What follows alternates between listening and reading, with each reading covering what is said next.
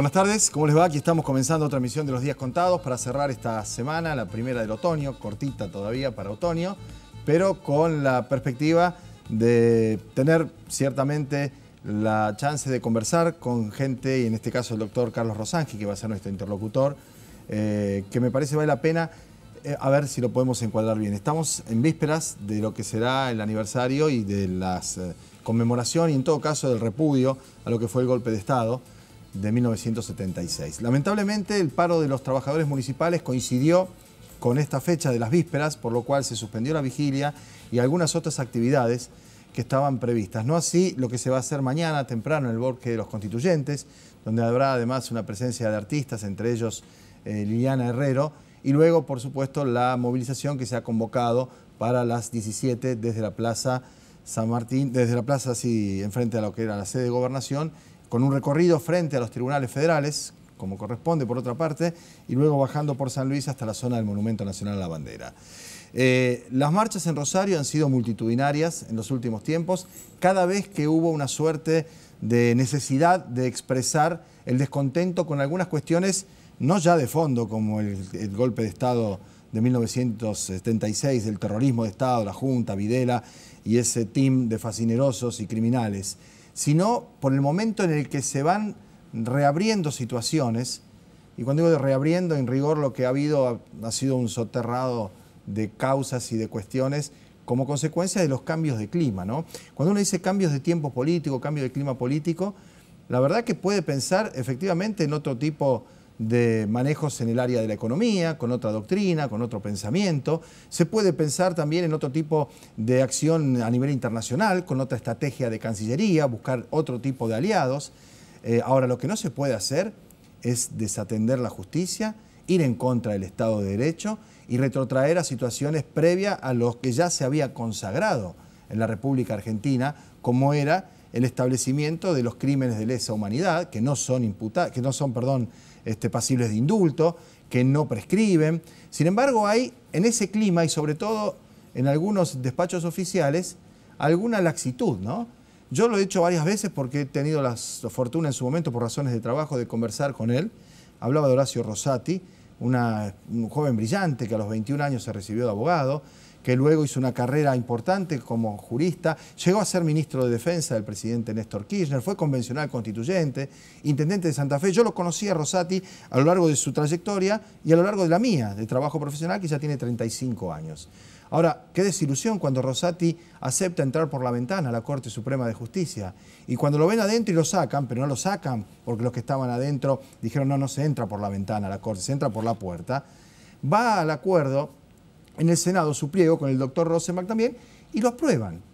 Es decir, aprueban que un hombre como el doctor Rosati, que si algo conoce es de derecho, haya tenido esa situación o esa actitud de querer entrar por la ventana con un decreto de necesidad y urgencia y no con el tratamiento que el Senado impone, y se sienta en una de las poltronas de la Corte. Desde una de las poltronas de la Corte también, en ese tribunal se hablaba del 2x1 para beneficiar a criminales de lesa humanidad, cosa que no registra antecedentes, y yo con mis conocimientos limitados lo puedo afirmar con esta contundencia. Después lo ratificaremos conversando con el doctor Rosangi, que además va a aportar esto y la historia de media biblioteca de un lado y media biblioteca de otro lado es mentira.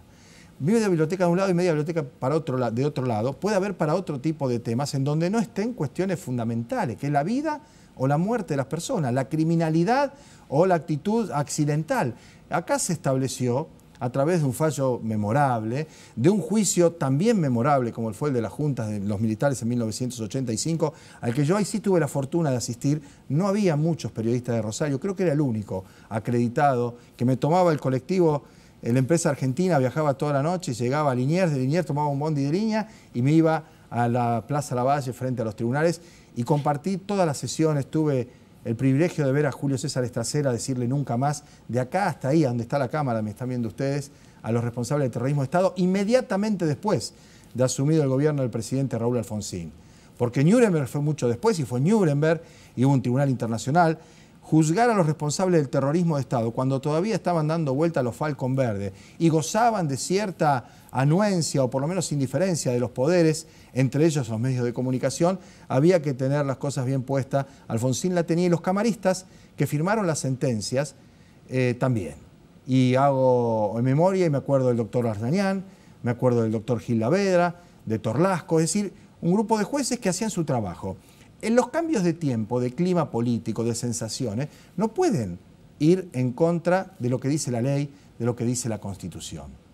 Hemos visto nosotros una modificación del sistema judicial que opera de tal modo que una diputada, madre de la patria o algún otro, denuncia, Clarín publica, el fiscal mete lo que publica Clarín y el juez encarcela y después ve qué pasó con el personaje que está denunciado. Hemos visto también cómo se ha avasallado lo que se supone la designación de jueces y la creación de tribunales para hacerlo a medida de las necesidades de un poder político que tiene que tener detenidos o contención en la opinión pública a determinados personajes mientras van pasando otras cosas en el país, como el récord de endeudamiento, como el récord de déficit comercial y otras tantas cosas. Entonces, cuando uno habla de cambio de clima, clima de época, cambio de tiempo, la verdad que puede haberlo en muchas cosas, pero no en estas. No en estas. Y me temo yo, y esto por supuesto ahora lo vamos a hablar después de la pausa con el doctor Rosansky, que esos climas o cambios se lleven puestos a muchas personas que tienen una concepción mucho más ajustada al deber ser que a lo que conviene hacer, ¿no? Y ese es un tema importante. Por eso yo creo que la movilización del sábado va a ser multitudinaria, como lo fue la movilización que frenó el 2x1, porque se venía el 2x1. Como va a ser también importante estar a la expectativa de lo que decidan los jueces en torno a la libertad de criminales, además arrogantes, léase Astiz. Fue la movilización en Mar del Plata la que mandó a Checolás de vuelta a la cárcel y no a la cárcel, ¿no? Y no a la casa. Quiero decir, esto es lo que tenemos que tener presente.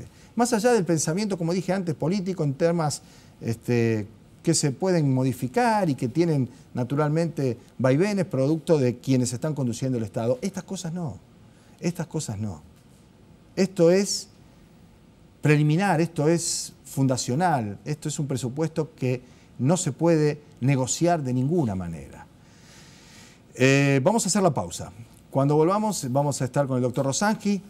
Tengo, acá me dicen en producción, voy a cambiar de cámara así no se ve la parte de delante del teléfono, los datos de la asamblea de AMSAFE. La asamblea de AMSAFE, ustedes saben que 32.200 votos, 33.200 votos rechazan la propuesta salarial del gobierno. 94% de los maestros rechazan la propuesta salarial del gobierno. Y acá hay otra cuestión, ¿no? A mí me encantaría que mis hijos vayan a la escuela la semana que viene o la otra, van a una escuela pública, quiero decir, pero 94% de los votos de los maestros en una asamblea que ha caracterizado siempre al gremio horizontal, votan los maestros, van a la escuela y votan las distintas mociones. Este no es el de algún sindicato de empleado de comercio, por ejemplo, en Capital Federal, o la UOCRA, o los colectiveros que se sientan y arreglan. No. Bueno, UPCN en Santa Fe también hizo eso, ¿no? ATE no, pero UPCN sí, la cúpula directiva. A lo mejor, y no estoy atribuyendo ni malas intenciones, ni que sean prebendarios, o que estén a tiro de carpetazo y que por eso votan. No. Estoy diciendo, ellos como conducción deciden algo.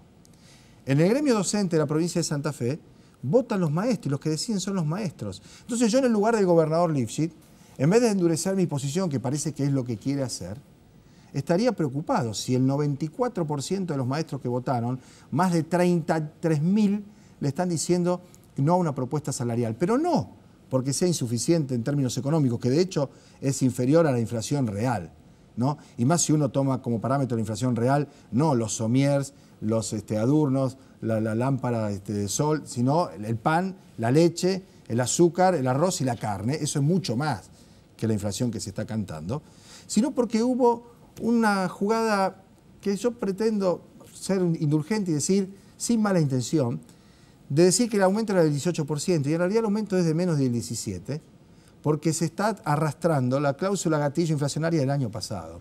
Entonces eso también le debe haber molestado a los maestros, que ellos enseñan a sumar y restar, que le hagan una jugada de suma y resta que no dé el número que finalmente quieren encontrar en el recibo de sueldo.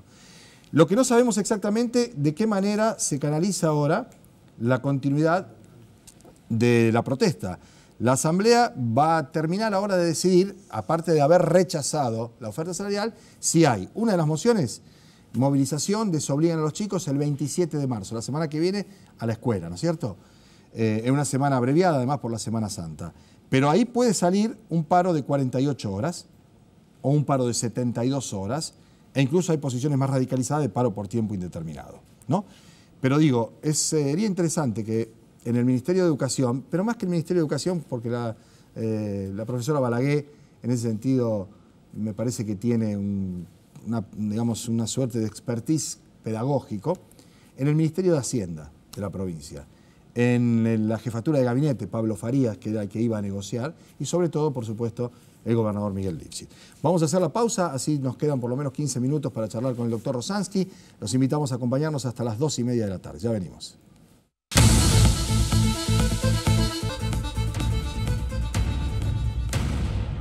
Yo no soy abogado, doctor. Yo trabajo, le digo a mi hermano que es abogado. Estábamos hablando del juicio a la Junta con el doctor Rosansky, porque en esa época él tenía un rol periodístico y hacía informes para el Canal 13, el mismo canal, sí, Canal 13, el mismo Canal 13, pero con otras autoridades y otra composición. ¿Es así, Carlos? Otro país. Otro país también, sí. Pero reportabas sobre lo que estaba pasando en la Cámara Federal. Claro, yo desde ahí me comunicaba telefónicamente, se adelantaba, iba al canal y en el piso comentaba la secuencia de ese día. Sí, claro, sí. Fue una experiencia muy fuerte. Sí, extraordinaria, sí. Por eso, incluso, y yo no creo que sean cuestiones generacionales, o no únicamente, son las que hacen que cuando uno percibe, esto que hablaba antes, ¿no?, del clima de época y demás, que eso suponga retroceder en algunas cuestiones que parecían ya establecidas definitivamente en la sociedad argentina, llama más la atención, preocupa más, ¿no? Que hoy por hoy se esté evaluando dejar que vayan a la casa los represores, sobre pretexto de que son gente grande ya, como si fueran viejitos que son amigables y demás, y no responsables de los crímenes perpetrados, genera en la opinión pública un grado, digamos, de distorsión la información. Yo no sé si hay, lo que decía antes, hay media biblioteca de un lado y media biblioteca de otro, es para temas donde puede haber de un lado mitad y mitad, ¿no? Claro. Pero cuando se habla de crimen de lesa humanidad es muy claro y taxativo, ¿no? Hay una sola, la Constitución Nacional, las convenciones que están dentro de la Constitución y punto. Y yo creo que en este tema la prisión domiciliaria es absolutamente incompatible con el concepto de delito de lesa humanidad, que por eso no prescribe, porque afecta a la humanidad. Claro. Entonces, pretender mezclar una institución humanitaria, como puede ser mandar a una persona a su casa porque está enferma, no se puede analizar si no se ve en el contexto de lo que significa para la sociedad que un genocida esté en la casa. Claro. Son dos cosas completamente distintas. Lo que sí hay que garantizar es que se le dé la atención médica que corresponde. Por supuesto. Nada más. Nada más. Bueno, para quienes por allí no tienen el recorrido del doctor Rosansky, como dato fundamental, diría yo, que fue que emitió sentencia, que lo condenó a perpetua a Echecolás, a von Wernich, toda gente vinculada a este tipo de delitos, ¿no? Sí, hicimos el primer juicio, incluso antes de la derogación de obediencia civil y punto final, año 2004, claro, a Echecolás y Vergés, porque era apropiación de criaturas que no estaba alcanzado por las leyes, claro, de impunidad. Y después en el 2006 el primer juicio, y después, bueno, 4 veces lo juzgamos a Miguel Echecolás, así que fue bastante experiencia. Bueno, me imagino que a título personal, sin perjuicio de lo que representa haber sido miembro del Poder Judicial durante muchos años, ahora vamos a hablar de eso y de la salida también del Poder Judicial, escuchar esto, ¿no? La posibilidad de que en el caso de Echecolás se haya ido a la casa, ¿no? Y la respuesta de la gente en Mar del Plata, ¿no? Porque hay también alguna subestimación desde Buenos Aires hacia el interior en cuáles pueden ser los alcances de la salida de la gente a la calle, la movilización y demás. Lo vimos con el 8M, por ejemplo. Acá en Rosario fue una cosa impresionante que sorprendía. Yo hago Rosario 12, que es el diario de página allá, y hablaba con mis editores allá, que les parecía que no podía ocurrir y ocurre, ¿no? Sí, yo creo que la subestimación tiene que ver con la propia realidad que construye el que subestima. Claro. Entonces, cuando se adquieren el reconocimiento de derechos, como sucedió en la Argentina de manera continua, estamos hablando de 12 años, que no había pasado antes, porque convengamos que el juicio de la Junta fue un hecho extraordinario, histórico. Pero después vino obediencia de vida, punto final e indulto. Casi nada, eso sí borró absolutamente una parte, yo diría casi todo, porque el sentido de la justicia no es solamente descubrir la verdad y reparar que es la sentencia condenatoria, es también mantener la memoria. Si esa condena queda en la nada, entonces todo el esfuerzo realizado a nivel social no tiene el mismo efecto que con la persona en la cárcel, convengamos que eso es así. Luego fue completamente distinto, o sea, los 12 años siguientes marcaron una época de la cual yo creo que aún cuando haya retrocesos enormes, como está habiendo en materia de derechos humanos, eso que se avanzó no se puede perder porque está en la sociedad, por eso hay tanta gente cuando sacan un 2x1. Sí, sí, en las marchas, en la movilización, sí, por supuesto. Iba a verla. Me parece que ese es un reaseguro, ¿no? Es, digamos, es la valla de contención para evitar algunas interpretaciones, como decía antes, que se hacen desde el Ministerio de Justicia, por ejemplo. Esto de haber creado, y en ese sentido también me llamó a mí la atención que rechacen esa instancia, los juzgados a medida, ¿no? Ascender a juzgados federales a determinadas personas para que se ocupen de causas ya también determinadas y que eso fue revocado. O, por ejemplo, cuando se pone el ojo sobre quién está libre o quién no está libre. Es decir, lo que ha pasado con Chocobar, ¿no? Y el presidente opinando de eso, y avanzando incluso sobre los jueces que tomaron las determinaciones, me parece que también es una suerte de desdén hacia el Poder Judicial, hacia la división de poderes y sobre todo a las doctrinas jurídicas, ¿no? Y a la ciudadanía. Yo no recuerdo antecedente de este tema, o sea, no recuerdo ningún presidente, a excepción de las dictaduras, un presidente que expresamente felicite a una persona que está procesada por homicidio, que ese presidente haya visto las imágenes previamente, porque consta públicamente que él vio las imágenes, sabía que esa persona había matado por la espalda, lo invita a la Casa de Gobierno, lo felicita y da ese mensaje a la comunidad, a las fuerzas de seguridad y a la justicia. No hay precedente de eso, realmente es un hecho gravísimo. En el caso personal le hemos pedido un juicio político por eso. Bien, doctor, yo no sé, después de haber pasado tantos años en el Poder Judicial, ¿no?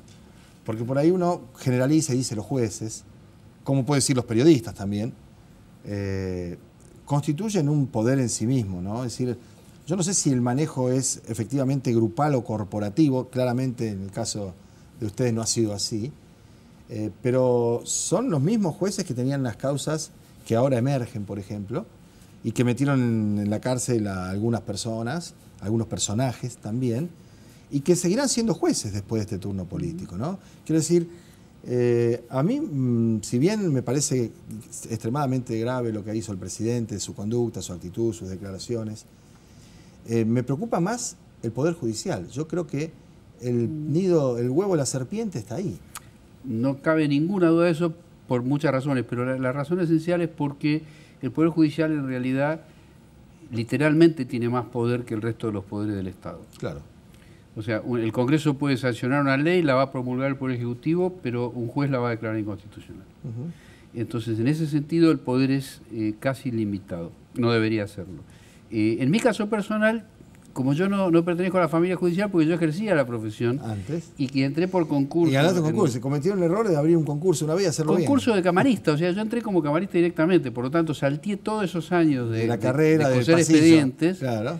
Por lo tanto, el sistema no logró chuparme como sucede habitualmente. Y eso es muy importante porque mantuve la misma forma de pensar que antes. Y fui juez de Cámara 25 años. Claro, sí, sí. Y a lo largo de esos 25 años, algunos casos como los que hemos comentado ahora también, y que terminaron con la salida por una cuestión, en principio, por lo menos es lo que formalmente dicen las notas cuando uno revisa por qué Rosanqui no más juez, de maltrato a algún empleado, esa fue la denuncia, eso se trató. No, empezaron con eso en el Consejo de Magistratura, ¿no? Yo estaba leyendo una nota que publicó Romina Mangel, claro, que también era una colega que compartimos mucho tiempo, trabajo y amistad, que empezaba contando que hacía yoga, que contaba toda la historia, y llegaba a eso último, dice, y tuvieron que buscar que unos empleados dijeran que había malos tratos en el juzgado. Romina Mangel inició la operación 7 años antes y la verdadera razón es porque tanto La Nación como Clarín veían venir juicios a civiles. Esto dicho en dos palabras, sí, por supuesto. Fue así. Ese es el... Ahí fabrican la operación que la encabeza periodísticamente Romina Mangel, que me llama por teléfono y me dice, yo soy Romina Mangel del diario La Nación, me encargaron una nota sobre usted, la puedo hacer con usted o sin usted. ¿Qué elige? Esto es textual. Sí, sí. Dije conmigo, me fui a un bar, estuvimos 3 horas en Coronel Díaz y Coronel Díaz y Libertador. Sí, acá en la casa.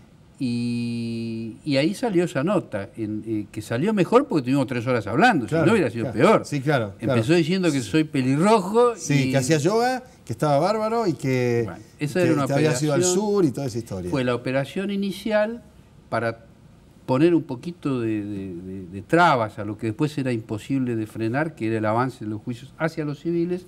Luego el diario La Nación continúa cuando se está por terminar el juicio donde se condena para cadena perpetua a Jaime Smart, con 2 editoriales del diario contra el tribunal y contra mí, que es denunciado penalmente el diario La Nación. Y luego, bueno, continúan hasta el día de hoy. Claro. Sea, ahora con mayor, entre comillas, comodidad, porque en algún punto, estamos hablando de 2010-2011 de esto, había otro clima de época, ¿no? Pero había intereses permanentes, que estos son los que dirimen las cuestiones, ¿no? Los poderes fácticos, los que están siempre. Sin duda, porque el cambio de gestión en el 2015 fue el que marcó realmente un cambio en todo sentido.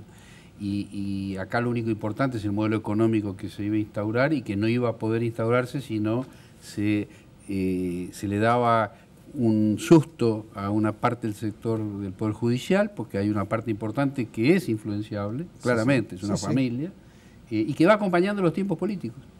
Y estos momentos políticos a partir de 2015 fueron esos, por eso se eligió, por eso Jorge Lanata, con Romina Mangel al lado, muestra a los 3 muñecos en ese programa. Uno era Freiler, el otro era Rafecas y el otro era yo. Claro. Anunciando la decisión del Poder Ejecutivo de echar 3 jueces federales antes de fin de año. O sea, esto es un hecho anecdótico, pero así fue. No, sí, pero revelador, es sintomático, es muy claro.